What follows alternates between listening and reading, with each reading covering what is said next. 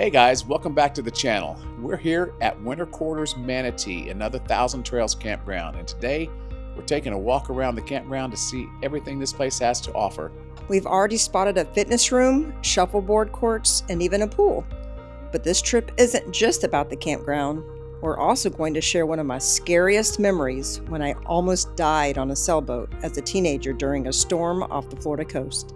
And of course, if you know us and you've been following the channel, it's not just about the campground. We've got a little bit of RV troubleshooting to deal with again, plus some history at Gamble Mansion, exploring Anna Marie Island, and maybe even taking in a sunset. It's going to be a full adventure, so stick around because there's a lot to see, a lot to do, and always a few surprises along the way. So we're taking a nice little walk around the campground here, and as we got to the clubhouse here, we noticed they have a fitness room in the back, and it's got a lot of equipment in there. So I think we're going to work out here tomorrow. And they have shuffleboard here. They have the equipment that we need to play it around the corner there. So I think we're going to play some shuffleboard tomorrow. This is nice. You can sit out here without having to get eaten by mosquitoes. And it does look like there is a pool. Oh yeah. Nice pool. It's really a nice looking place here, although it is not open until October, the clubhouse it says. So I'm not sure what you would do in the clubhouse. I don't know if that's a restaurant or what. Well, we're back here in the morning. I'm gonna go try out the workout room here at Winter Quarters Manatee and see how we like working out here rather than Chest and triceps today. Oh boy. Yeah, let's see how it works compared to working out at our camper. Well, we're back. This time we come prepared to get into the water. Hoping to see a pretty sunset. Oh, I see a sundog from the pool. Wonder where the gator's at. There's been a gator hanging around here every time we've been down here.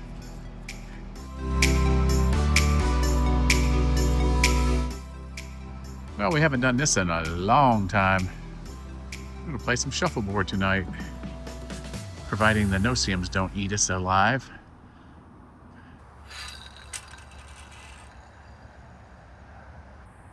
Not a bad sunset out here playing shuffleboard. And our little buddy is back over there in the pond, our little pond puppy. And bring this camera over here to me.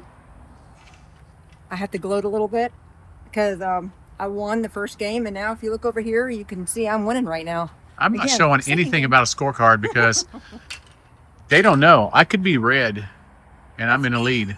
I'm red. Yeah, well, I'm losing. Happy wife, happy life. Let the wife win. Strategy. Wow, we just switched ends of the shuffleboard court, and it is just unreal. I wish the camera could do it justice. I mean, it really doesn't. That looks like an October sky to me right there. Shame it don't feel like October here. So, game number 2. There I am, and there's Chuck. Well, you know what? There ain't going to be a game 3. I'm done. You're done? I am done. You're going home with your tail tucked between your legs? So if you've been watching our channel for the last few weeks or so, you probably seen a video where we were talking about we were having such terrible smells from our black tank in our half bath. Well, I bought I showed where I bought the thing to go down from the top and to clean it out. And we did find it removed like a plug of nastiness as I was rinsing and draining the tank. Seemed like that was the cure to the smells. Unfortunately, on this trip here, which is a couple weeks later, smells back and it's worse than ever. So I went up on the roof and I discovered that I think the vent that's venting that black tank got plugged up somehow. So I took some PEX pipe, 10-foot piece, ran it down there. Obviously I took the cap off first and I ran the PEX pipe down through, and it did feel like I hit a plug, and I was able to punch through it. And once I punched through it, I immediately got a pungent odor coming out in my face up on the up on the roof of the RV. So, knock on wood, I think we may have solved that issue. I think somehow maybe some toilet paper somehow got backed up into the opening of that vent or something. Maybe when we filled it up pretty full one time or something. I don't know. But we're going to see if the tank continues to smell good. Right now it's empty, so it shouldn't smell too bad, obviously. I don't know. It seems like there's always something. So we just paid for the tour here at the Gamble Mansion. Only $6 a person. And we got in just in time because he said in 3 minutes he's going to head over to the mansion and we're going to join him there. But he also said to keep in mind it's going to be like 90 degrees inside the mansion. So we're heading back to get our water bottles. Now we're out walking the grounds now. He said to come over here. There's a couple memorials, one for World War and one for the Confederates. And he also said there are some pits behind this white fence where they used to store their meat to keep it fresh. What is this for again? Storing meat to keep it from spoiling. Oh, wow. Yeah, really cool. And he was telling us this building over here belonged to, what was it, Patton? The Patton family, no relation to General Patton. But I guess it's undergoing some renovations and they're hoping that with some funding they can get it done and open that to the public. And here's a good look at the mansion. And the separate part over there was the kitchen. They would keep the kitchen separated. And he was talking about how the whole hush puppy thing, where the breezeway was also called a, what was it, a dog? Dog trot. A dog trot, yeah. And To keep the dogs from barking. yeah, so the dogs would be, For food, yeah, would, throw out some cornmeal. and, Hence the term hush puppies. Yep. And then they called it a whistle walk. That the slave boys at the time, when they were delivering the food, they were tempted to eat food off the platter, or off the tray, and to prevent them from doing that, they made them whistle. So we love learning about history like that, little things. It's just so cool to know where some of these sayings come from too.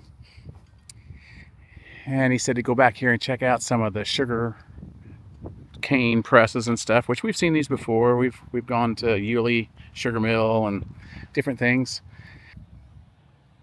They have a replica based on the best conceptual rendering of a type of cabin used for the slaves here. Wow. Sugar rollers. This is the Cistern. This is the press where they'd press out the sugar, probably. And then this would be Mm-hmm. cisterns that would hold it, right? Yeah. Wow, and got a lot of water in it. We also learned that Gamble only lived here for about 12 years, and he was never married or had kids while he was here. But he ended up owning, how many acres did he say? A lot. I didn't hear the number. It was a lot. It's a lot. Yeah. But he ended up moving back to Tallahassee. So we were told that this is the cistern where the rainwater would come in, and this would be their drinking water. And because it's limestone, it basically Purifies it. purified the water, and they would put little minnows in there to eat the mosquito larvae to keep the mosquitoes down. That's right. Which, didn't you say that you heard that they I've heard they're about doing that again? I heard they're doing that again in real life, It's so much healthier than putting all these pesticides in the air. right? But we learned a lot of cool things from this tour. A lot of cool things where the sleep tight was Yeah, with the rope. was a rope bed that Had to turn it, put the pole in there and turn it to tighten the ropes. Yep. All right, so we're going to go check out the museum because we didn't have time to check out the museum on our way in. We were calling Integra. Oh yeah, in case you missed our last video, we got issues again with the RV. So we just got through going through the actual museum inside the, what do you call it, the information center where you get tickets and everything. And we ended up talking to our tour guide again. Found out his name was Colton, which if you're lucky enough to come here and get a tour by Colton, we told him how much we really enjoyed the information that he gave and the pace at which he gave it. Yeah, so I even told him, I said, I thought that you did a great job at just talking very slowly and explaining things very in good detail. My brain was able to keep up with it. And I just really enjoyed the whole tour. I thought it was very informative. And the tour was just, to me, just the right amount of time, especially because it's like 90 degrees inside the house. Yeah. We actually told him about a tour we did recently at the Chinsegat Hill house. We never even put that video out. We did do some filming there, but the tour ran so long and they were talking so much history of just Florida instead of the house itself. And I told them that's what I liked about this tour. Yes, it was mainly about the house and the owner that lived here, and a little bit of history involving the house, not really like a history of Florida, so to speak. And also about some of the furniture and some of the tools and different that kind of things thing that were used during that time. Now, all the furniture that was there in the house was not the original furniture because it actually burned up. Well, he moved it back to Tallahassee to put it in storage. Right, and it burned up. Yep. So all the original furniture and everything was not there. But he did say that a lot of those items were at that time period. So at least you got to get the feeling of what it would have been like during that time. Yeah, and I mean, if we're going to go through a tour of a house, I don't care if it's the original furniture or not. Tell me about this furniture. Tell me about, certain things like how they hung the pictures, because of the tabby walls. That's the kind of things we wanted. Very interesting. That's what we wanted to hear when we went to the Chinsegat house, stuff like that. But yeah, it is what it is. I mean, I guess, every tour guide's going to be a little different, but we really liked Colton. So, all right, that's going to wrap up our time here at Gamble Mansion. So we're going to go and see what other kind of adventures we can find here in the area. All right, so we're getting ready to enjoy our last day exploring around here since we have been staying here at the Winter Quarters in Manatee. Did my duties last night playing in the band down at Big Top. What was it, Big Top Live Brewery? Yeah, it was a fun place. It was. It was a neat venue. Oh my goodness, it was so hot though. Oh yeah, it was very humid. We have definitely been moving slow today. The heat takes a toll on you. Mm-hmm. And here it is. It's 3 o'clock and we barely have gotten out of the RV today. This is going to be the first time. But we're going to go do some exploring, see what we can find, maybe do a little shopping today. There's some outlet malls near here that we are kind of maybe wanting to check out. The Ellington malls. Ellington, yeah. Yeah. I'm going to try the Calgon and the whole pine saw thing. Cleaning out the vent has helped. As I was explaining to you guys, I got up on the roof and I ran the PEX tubing, 10-foot piece down in there, and I did break some stuff loose, and I did start smelling gassing coming out of that once I did that. But after 24 hours, we still, if you leave that valve open, the flush valve, for very long, it starts to really waft up into the RV. So I think we're going to just try that whole method. Our friends, the Stevensons, swear by it. So we have never tried it. We'll try it. We'll let you guys know, because we've tried every tank treatment that you can imagine. So it's a combination of pine saw and Calgon. So like I said, we're going to try this. It's our last ditch effort before we have to have somebody maybe come and professionally clean the tanks. The back bathroom is fine. We've never had an issue with it. Oh. It's just the half bath. But with that being said, we're going to hit the road and see what we can find in this area. Yep. Wow. It is blazing hot. We just got through, I would say, hiking through the Mall of Ellington. Yeah. Oh my gosh. I'm not a fan of in this kind of weather, fan of the malls that are outdoors where you have to go from store to store on the outside. Yeah. Because I don't like to go through every store. I just have certain ones I like to go to. We were just wanting to get out and get some exercise in, walking around. And we went to Bath & Body Works, which I love their candles. We got one for Halloween. October, Halloween, vampire blood. Show it there. Vampire blood. They had one that was even a cooler container, but $39 I think it was compared to $15. I was like, yeah, let's just go with the cheaper. This is cool. It's got bats on it and the skull. Yeah, I mean, it's still, but it wasn't like the other one. The other one was really nice, but I don't know what you would repurpose that for. Yeah. Maybe put some candy in it or something. Maybe. It's done. And then this we got for November is salted butterscotch. Yeah, it smells just like salted butterscotch. Yes, such a good smell. Perfect for fall. Yeah, $30 for a couple candles, not too bad. All right, so we're just sitting here in the car, literally trying to cool down a little bit. Yeah. We actually drove through Bradenton downtown a couple days ago, and they had some really cute downtown. So I think we might want to go back and check it out and find a place to eat for dinner. Yeah. Yeah, we've decided to just take a little drive on over to Anna Maria Island. It's been many, many years since we've been there, and I've only been there once. So I'm sure I won't remember any of it, but it's a very nice area from what I remember. I don't remember any of this. But then again, we can go camping places and I'll be like, Bailey, remember coming here? And that might have been just last year. So we're talking maybe 18 years ago since we've been here. And yeah, I definitely don't remember any of this. All I remember telling Allie is I kind of remember driving down and saying, well, this is the end of the road. We got to kind of turn around and go back into the island. So that's about all I remember. Way over there in the distance, I was just saying to Allie, that's the Sunshine Skyway Bridge. I didn't know you could see it from here, but we are on the other side of the bay. Well, it appears is that we have gone just about as far on Anna Maria Island as we can go. We are at the end of the road. So I think we've pretty much explored the whole south end, or north end, I should say. Sorry, the north end. So we're just driving around here in Anna Maria Island, and Chuck asked me, I wonder how Anna Maria Island got its name. So I looked it up. I learned that Anna Maria Island was originally called Anna Maria Cay by the Spanish, and they named it in honor of the Virgin Mary and her mother Anne.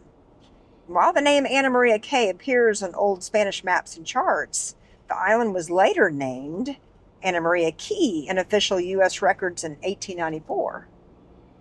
And some accounts suggest that the Tampa mayor, Madison Post, named it after his wife Maria and the sister-in-law Anna.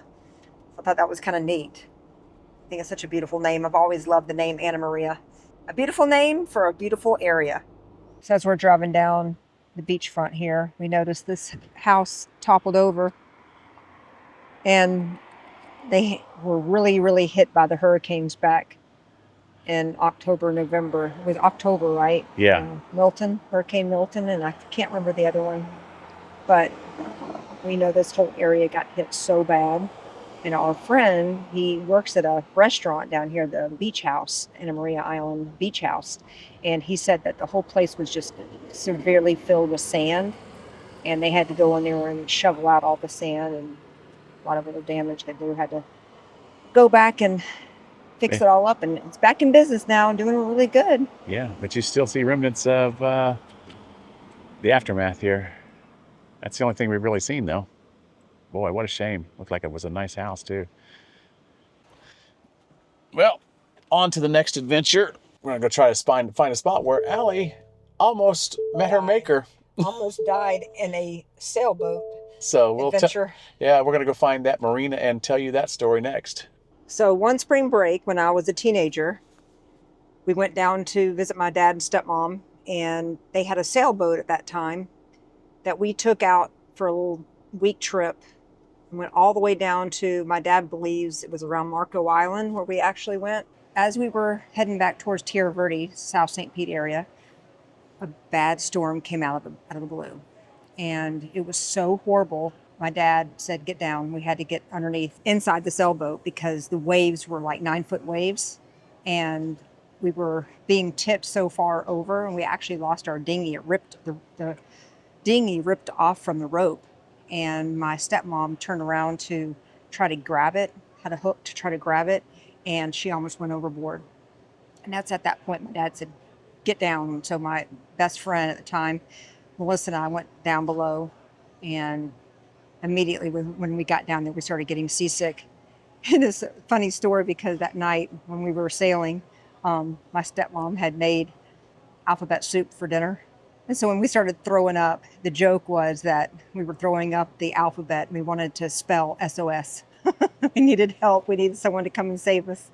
We ended up, finally, my dad found this little inlet that he could go up to Quaters Island right here. And this is the marina that we actually came to. Once we got to this marina, came in to eat at this restaurant here. I do believe it was Swordfish Grill. And I had shrimp cocktail. Can't believe you'd want to eat after that. Oh, I was starving because I had thrown up everything that I had had that night before. So everything was out of my system. I was so weak. So we're going to take a trip down her memory lane, not my memory lane, and we're going to go check out this restaurant here. And you said it's called Swordfish Grill? I believe this is it. Yeah. Oh yeah, I see the sign over there for Swordfish Grill. It's cool. They got a little tiki guy here cutting in the old palm tree. So we're walking down here. Allie wants to see if she can remember anything. But you were how old at the time? I was like 15, 16, something like that. This has to be it because we had confirmed with her dad and stepmom just a little bit ago that it was Cortez. I thought it was Longboat Key, and they said no. Cortez Marina. And this is all the marina, and there's a restaurant here, there's another little restaurant over there. But we came up this inlet right here, and the water went from hurricane waves basically to smoothest glass. Wow. I was never so happy to see calm waters. Whoa. Good grief. Wow. Wow, okay. Scared me.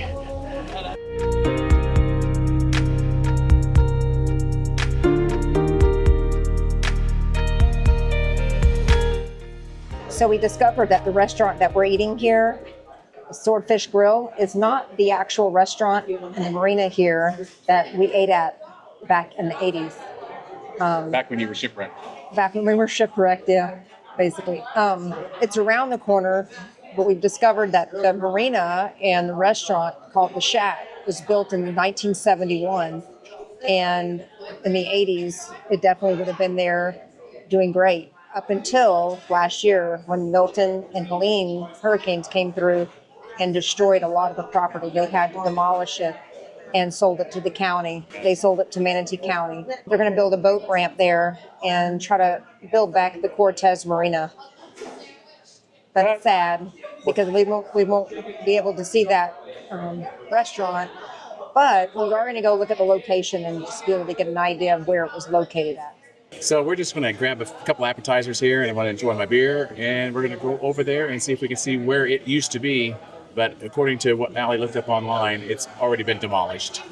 But I did order a half of the peel and eat shrimp for old memory's sake, because that's what I had over there. Once we tied to the dock there, my friend Melissa and I had our bags packed, ready to go, got off that sailboat as quick as we could, went into the restaurant and ordered something to eat.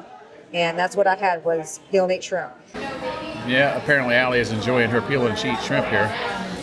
Trip down memory lane. They're big. Well, we just got to the destination of where that marina was, and the Cortez Marina, where the Shack was, the restaurant where we ate at. And you can't even go down the road now. It's closed because of all of the hurricane damage. So we could see the location of where it was all cleared off now. You could just see the ground. You could tell there was something there, but really sad. Makes me really sad. So we have decided now to go see sunset because we only have about, what is it, 5 minutes till sunset. So we're going to go check it out. I got to say, after sweating all day long over at the Ellington Mall, even eating dinner, we're out here on the beach for sunset, and oh my gosh, what a difference. It is literally the perfect temperature right now. Oh, the breeze. Gorgeous. The humidity is a lot lower. Oh, it feels so good. And we got a beautiful sunset going on right now. Yes. Can't really see the sun dropping behind the clouds, but it's still gorgeous, the colors. And this is why we love this time of evening when we're actually on the water. Oh, it's just so gorgeous. It feels so good. Well, guys, I think that's going to wrap it up for this week and our stay here at the Winter Quarters in Manatee. We had a fun weekend playing the show with the band and just exploring the area around here. And we're just going to enjoy this sunset for a few more minutes before we head back to the RV. Yep. Tomorrow we head back home, and we don't really have our next adventure planned, but we think it might be next weekend. We think it might be in Mount Dora, which we love Mount Dora, but we don't know yet. So what are we doing? We're just taking it day by day. That's right. All right, we'll see you guys in the next video. Bye, guys. Bye.